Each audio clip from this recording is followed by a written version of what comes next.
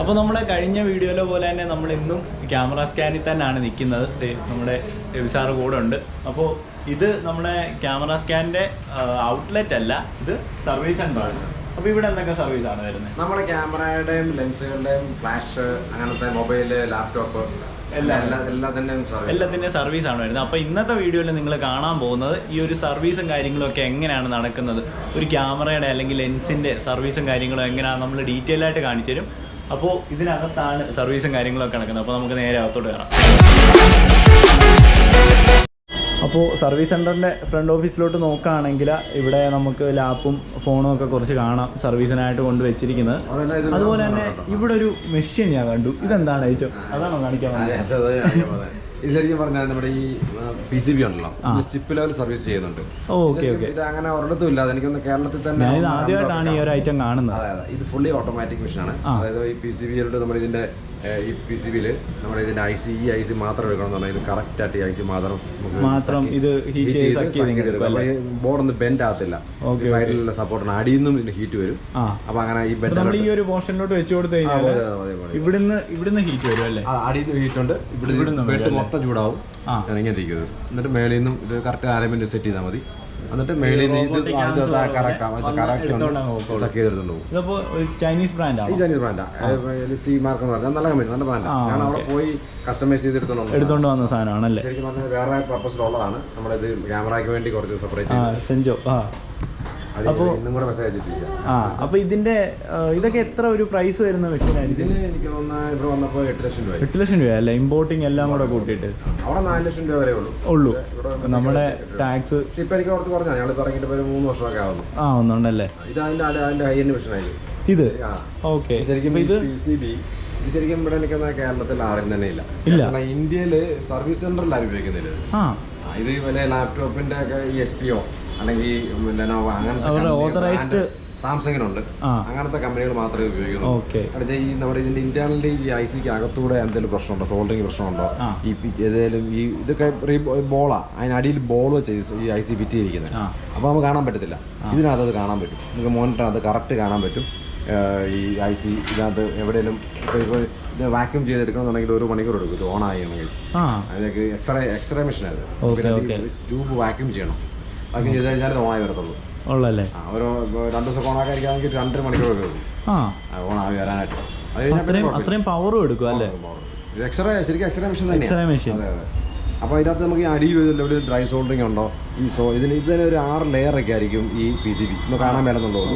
ഇതിനകത്തൂടെ ഈ പോകുന്ന സർക്യൂട്ട് അകത്തോട്ട് പോയിട്ട് ഇപ്പുറത്ത് പോയി ഇവിടെ ചാടുമ്പോൾ എവിടെയെങ്കിലും പ്രശ്നമുണ്ടോ അങ്ങനെല്ലാം കറക്റ്റ് അറിയാൻ പറ്റും. അപ്പോൾ നമുക്ക് വേണമെങ്കിൽ ജമ്പ് ചെയ്തിട്ട് നമുക്കത് കറക്റ്റായിട്ട് IC ബോർഡ് മാറാതെ തന്നെ റെഡിയാക്കി എടുക്കാൻ പറ്റും. അതെ, അതിനകത്ത് ഇവിടെ ബെഡാണ്. ഇതിനകത്ത് ഈ ബെഡിനകത്തോട്ട് ഇതിനകത്ത് കയറ്റി വെക്കുക. ഓട്ടോമാറ്റിക്കലി അലൈൻ ആവും.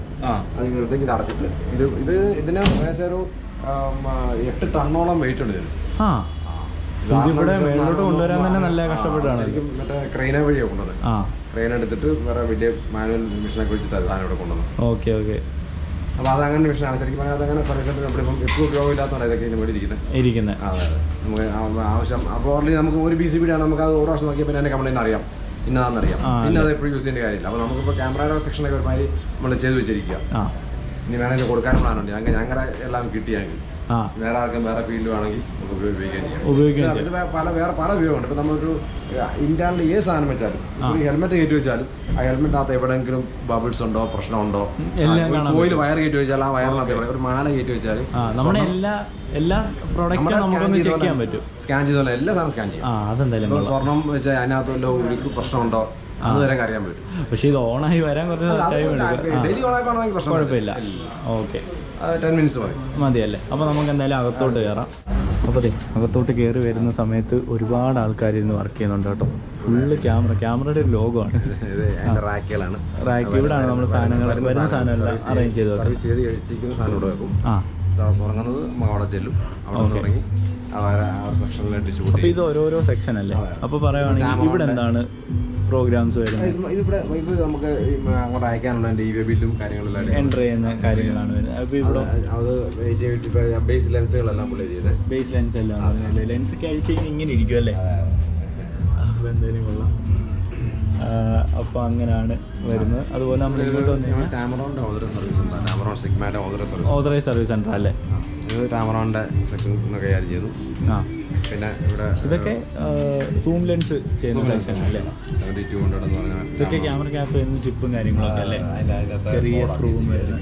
ഓക്കെ, അപ്പോൾ അങ്ങനെയാണ് വരുന്നത്.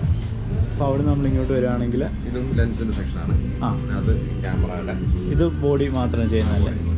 അപ്പോൾ നമ്മൾ ഒരു ക്യാമറ എടുക്കുകയാണെങ്കിലും തിരിച്ച് കൊടുക്കുകയാണെങ്കിലും സർവീസ് ഫുള്ള് ഇവിടുത്തെ ചെക്കിങ്ങും കാര്യങ്ങളൊക്കെ വരുന്നുണ്ടല്ലേ? അതെ അതെ. ഓരോ ദിവസത്തെ പെൻഡിങ് ആയിട്ടിരിക്കുന്ന വർക്കെല്ലാം ആണ് വരുന്നത്. അങ്ങനെ ഓരോ ദിവസത്തെ മാറ്റി മാറ്റി വെക്കുന്നത്. അപ്രൂവൽ താഴോട്ട് വെക്കും. പെൻഡിങ് എസ്റ്റിമേറ്റ് പെൻഡിങ് ഉള്ളത് മേളിലോട്ടിരിക്കും. ഇതൊക്കെ നമ്മുടെ പഴയ ടൈപ്പ് ഫ്യൂജി, എന്തെങ്കിലും ആ ഒരു ഫ്യൂജിയുടെ ആ ഒരു ടൈപ്പ് ക്യാമ ഉണ്ട്. അപ്പോൾ അങ്ങനെയാണ് വരുന്നത്. അതുപോലെ ക്യാമറ സെക്ഷനാണ്. ഇതെല്ലാം ക്യാമറ ബോഡി ചെയ്യുന്ന സെക്ഷനല്ല വരുന്നത്. പിന്നെ ഇവിടോട്ട് വന്നു കഴിഞ്ഞാൽ സെൻസറാണല്ലേ? മിറർലെസിന്റെ അല്ലേ? നിക്കോണിന്റെ സെൻസർ. ഇപ്പൊ ഇതെന്ത് വർക്കാണ് ചെയ്തുകൊണ്ടിരിക്കുന്നത്? ക്ലീനിങ് ചെയ്തുകൊണ്ടിരിക്കുക അകത്ത് വരുന്നല്ലേ? അപ്പൊ നമ്മൾ ഈ ഫംഗസ് ക്ലിയർ ചെയ്യാൻ കൊടുക്കുമ്പോൾ ഇങ്ങനെയാണ് അത് ക്ലീൻ ചെയ്യുന്നത്. അപ്പൊ ഇതാണ് ക്യാമറ അഴിച്ചു കഴിഞ്ഞാലുള്ള ആ ഒരു ലുക്കും കാര്യങ്ങളൊക്കെ കേട്ടോ. പിന്നെ നമുക്ക് ഫ്ലാഷ് സെക്ഷൻ ഉണ്ട് അപ്പുറത്ത്. ഫ്ലാഷ് തന്നെ ചെയ്യാൻ അത് മാത്രമല്ലേ? ഫ്ലാഷ് തന്നെ. ഓക്കെ,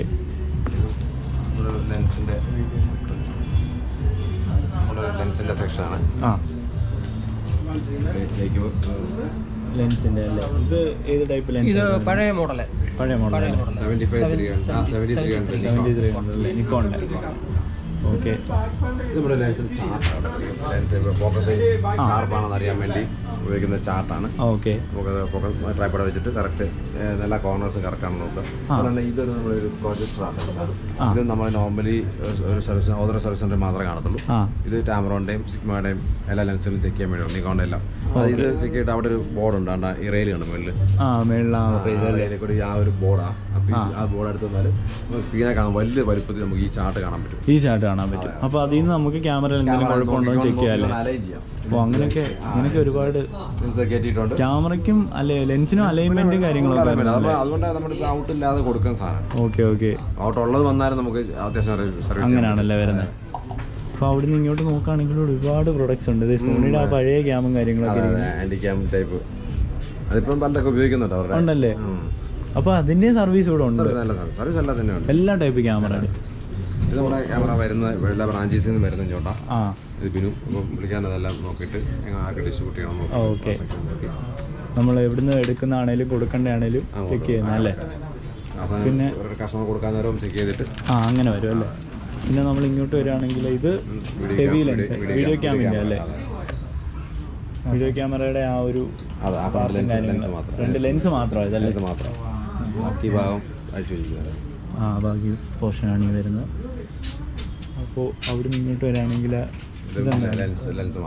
ലെൻസ് മാത്രം ക്ലീൻ ചെയ്യാമല്ലേ? ഇത് എയർ ഡസ്റ്റ് ക്ലീൻ ചെയ്യാൻ വേണ്ടി എയർ അടിച്ചു കൊടുക്കും അല്ലേ? അങ്ങനെ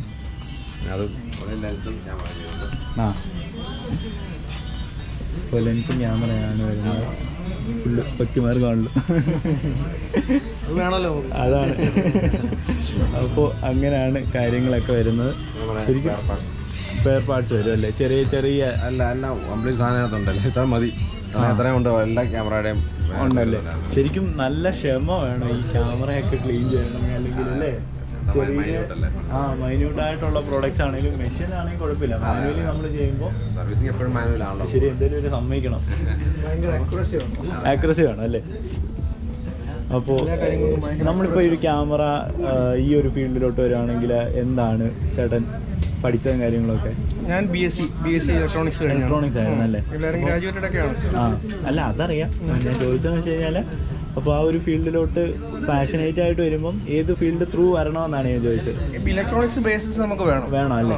ബേസിക് ആയിട്ട് ഇലക്ട്രോണിക്സ് നമുക്ക് വേണം. പിന്നെ നമുക്ക് ഓരോരുത്തരുടെ സ്കിൽ അനുസരിച്ച് അതെങ്കിലും നമുക്ക് കുറച്ച് ഇലക്ട്രോണിക്സ് ഒക്കെ കുറച്ച് പഠിച്ചു കഴിയുമ്പോൾ നമുക്ക് അതുമായിട്ട് കുറച്ച് അവെയർ ആവത്തുള്ളൂ. അതെ, സ്കില്ല് വേണം, ചെയ്യാനുള്ളൊരു സ്കില്ല് വേണം. പിന്നെ എന്താ പറയുക, നല്ല നമുക്ക് ക്ഷമയാണ്. ഈ പറഞ്ഞ ക്ഷമയാണ് എനിക്കില്ലാത്ത കാര്യമാണ്. പിന്നെ കണ്ണും ഇത് ഈ ഒരു പോർഷൻ കണ്ടു, കുഞ്ഞ് തീരെ കുഞ്ഞ് സ്ക്രൂസ് ആണ് വരുന്നത്. അലൈൻമെന്റ് സ്ക്രൂസ് ഒക്കെ ഇതിനകത്തൊക്കെ അലൈൻമെന്റ് സ്ക്രൂസ് ഒക്കെയാണ്. അതൊക്കെ നമുക്ക് ഓരോ സ്ക്രൂ അഴിക്കുന്നതും പിടിക്കുന്നതും അതിന്റെ ഓർത്തിരിക്കണല്ലേ എവിടുന്ന് എടുത്ത് എവിടെ വെക്കണ്ടേ.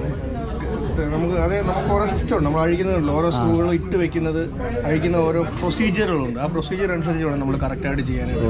പിന്നെ ഇപ്പോൾ ഈ സ്ക്രൂ ഇടുന്നിടത്ത് അങ്ങോട്ടും ഇങ്ങോട്ടും മാറിപ്പോകാൻ പാടില്ല, സ്ക്രൂവിന്റെ അലൈൻമെന്റ് മാറാൻ പാടില്ല. അപ്പോൾ സ്ക്രൂ ഇടുമ്പോൾ സ്ക്രൂവിന്റെ റൊട്ടേഷൻ വരെ നമുക്ക് കണക്കുണ്ട്, ടോർക്ക് ഇത്ര ടോർക്ക് ഉണ്ട്, ആ ടോർക്ക് കൂടാൻ പാടില്ല. പിന്നെ ഇടുന്ന പൊസിഷൻ മാർക്ക് ചെയ്യണം. ആ പൊസിഷൻ തിരിഞ്ഞു പോവുക ചെയ്ത് കഴിഞ്ഞാൽ ഔട്ട് വരും പടത്തിന്. അങ്ങനത്തെ ഒരുപാട് ശ്രദ്ധിക്കേണ്ട, മൈന്യൂട്ടായിട്ട് ശ്രദ്ധിക്കേണ്ട കുറേ അധികം കാര്യങ്ങൾ. ഓക്കെ, എന്തായാലും താങ്ക്സ്. ഒരുപാട് കാര്യങ്ങൾ. ചേട്ടൻ്റെ എന്തായാലും ദീപക്. അപ്പോൾ അങ്ങനെ ഒരുപാട് പേര് ഇവിടെ നിന്ന് വർക്ക് ചെയ്യുന്നുണ്ട്. എന്തായാലും നമ്മളെല്ലാവരും ശല്യപ്പെടുത്തുന്നില്ല. അപ്പോൾ അത് തന്നെയായിരുന്നു നമ്മുടെ ഈ ഒരു ക്യാമറ സ്കാനിലെ സർവീസ് സെൻറ്ററിൻ്റെ വിശേഷവും കാര്യങ്ങളും ഒക്കെ. അപ്പോൾ എന്തായാലും സാർ നമുക്ക് അത്യാവശ്യം നല്ലോണം കാര്യങ്ങളെല്ലാം എക്സ്പ്ലെയിൻ ചെയ്തു തന്നു. അപ്പോൾ ഇവിടുത്തെ വർക്കും കാര്യങ്ങളൊക്കെ നമ്മുടെ സൂപ്പർ ഡൂഡാണ് ഇപ്പോൾ കേട്ടോ. അപ്പോൾ അത് തന്നെയായിരുന്നു കാര്യങ്ങളൊക്കെ. വീഡിയോ എല്ലാവർക്കും ഇഷ്ടപ്പെടുമെന്ന് വിചാരിക്കുന്നു. നെക്സ്റ്റ് ഇനി ഒരു കിടിലം വീഡിയോ കാണുന്നതായിരിക്കും.